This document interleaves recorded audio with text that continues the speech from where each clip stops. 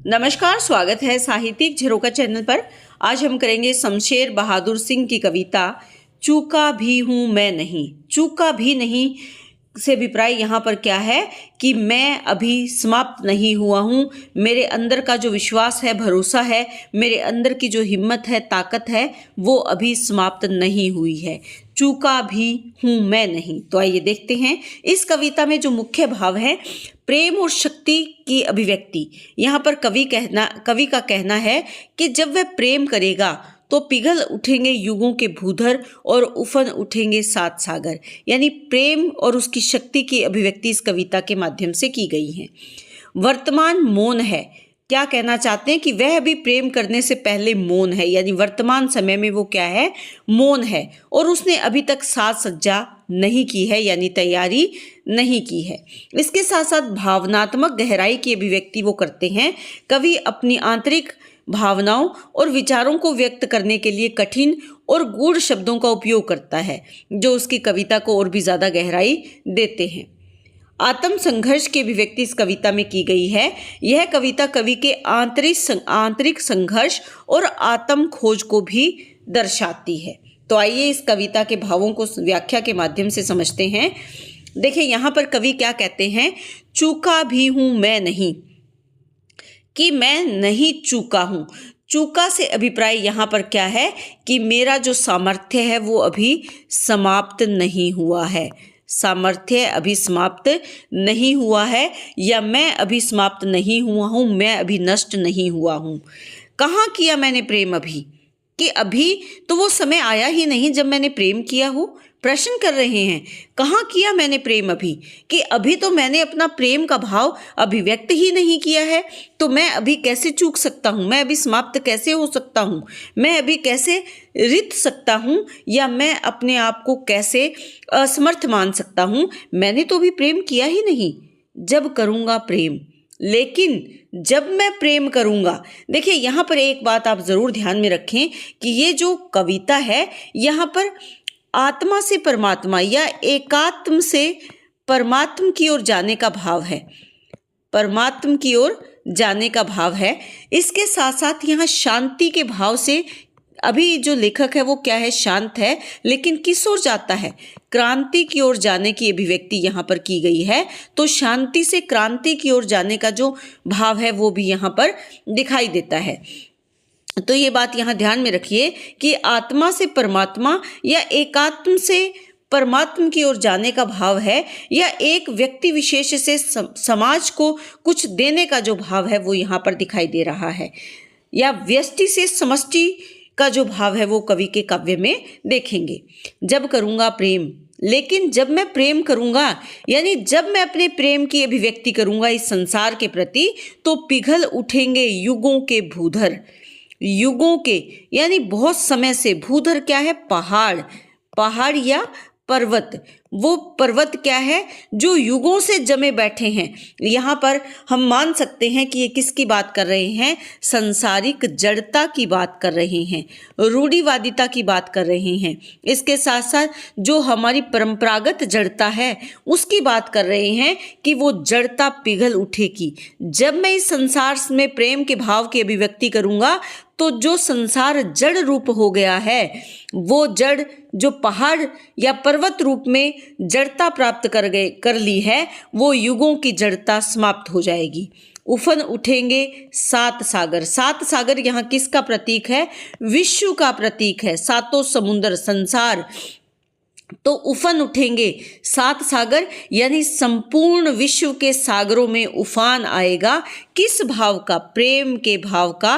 प्रेम के भाव से सारे जो संसार के सागर हैं उसमें एक नया उफान आएगा। संपूर्ण विश्व में प्रेम का भाव उत्पन्न हो जाएगा। और ये कब होगा, जब कवि प्रेम के भाव का प्रचार प्रसार अपने शब्दों के माध्यम से करेंगे, अपने विचारों के माध्यम से करेंगे। किंतु मैं हूँ मौन आज, लेकिन वर्तमान कैसा है, यहाँ पर वर्तमान की बात कर रहे हैं। वर्तमान में आज मैं क्या हूँ, मौन हूँ, चुप हूँ, यानी शांत हूँ। कहाँ सजे मैंने साज अभी, कि अभी मैंने अपनी साज सज्जा की ही कहाँ है, अभी मैंने अपने विचारों की अभिव्यक्ति की ही कहाँ है। मैंने तो मौन धारण कर रखा है, शांति धारण कर रखी है, अभी मैं क्रांति की ओर गया ही कहाँ हूँ। सरल से भी गूढ़तर यानी सरल से भी गहरा और गहरे से भी अधिक गूढ़तर यानी और अधिक गहराई में जो तत्व निकलेंगे। अमित विस्मय जब मथेगा प्रेम सागर हृदय, कि जब मेरा हृदय जो प्रेम का सागर है उसको मथा जाएगा तो उसमें से अमित कभी न समाप्त होने वाले जो विष हैं, विष क्या है यहाँ, सामाजिक जो समस्याएं हैं, वो समस्याएं जब सामने आएंगी तो वो अनेक गूढ़ तत्व रहस्य जो हमारे समाज में, हमारी परंपराओं में, हमारे विश्व में जो दबे हुए हैं वो तत्व सामने आएंगे। अमित यानी कभी न समाप्त होने वाली जो समस्याएं हैं वो सामने आएंगी। कब आएंगी? जब मथा जाएगा। देखिए, जब पौराणिक कथाओं में जब समुद्र को मथा गया था देवताओं और राक्षसों के माध्यम से, तो उसमें से अनेक तत्व निकले थे। उसी प्रकार ये कहते हैं कि जब मेरे हृदय रूपी प्रेम सागर को, जो हृदय है वो क्या है, प्रेम का सागर है, उसमें प्रेम भरा हुआ है, उसको जब मथा जाएगा, उसको जब बिलोया जाएगा, मथा जाएगा, तब उसमें से क्या निकलेंगे, अनेक ऐसी समस्याएं निकलेंगी जिन समस्याओं के गूढ़ से गूढ़तर तत्व भी निकलेंगे और उनके वो रहस्यों से भरी हुई जो तत्व हैं वो हमारे सामने आएंगे।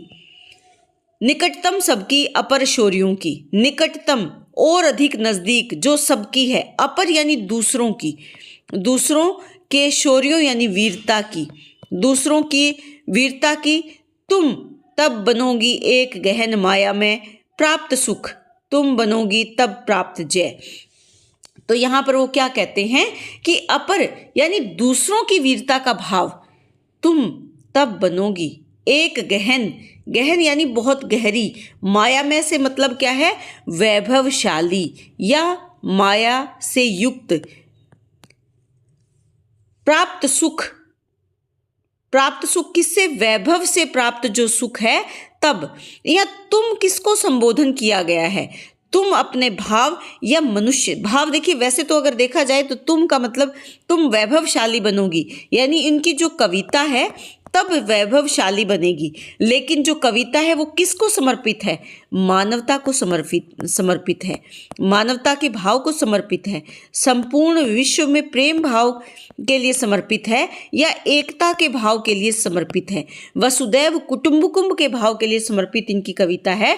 तो यहाँ पर तुम किसको कहा गया है, मानवता को या इनके काव्य कविता को। लेकिन कविता की बजाय अगर हम यहाँ मानवता लेकर चलते हैं तो वो ज़्यादा उचित है, क्योंकि कविता भी किसको समर्पित है, मानवता को समर्पित है, कि तुम तब सुख प्राप्त करोगी और वैभवशाली बनोगी।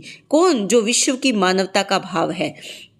तो यहाँ कौन सा अलंकार है, मानवीकरण अलंकार है, क्योंकि भाव को मानव रूप में पिरोया गया है या भाव को मानव रूप में यहाँ चित्रित किया गया है।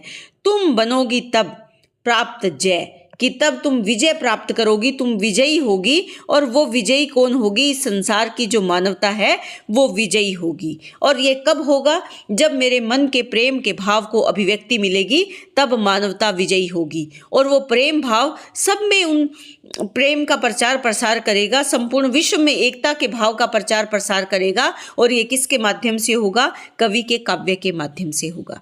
तो यहाँ पर कवि ने वसुदैव कुटुंबकम के भाव को, संपूर्ण मानवता में एकता रसता के भाव को और प्रेम के भाव को अभिव्यक्ति अपने काव्य के माध्यम से दी है। लेकिन अभी ये मौन है, परंतु अपने शब्दों के माध्यम से, अपने काव्यों के माध्यम से दूसरों के शौर्य और वीरता का बखान करते हुए ये संपूर्ण मानवता को वैभवशाली बनाना चाहते हैं।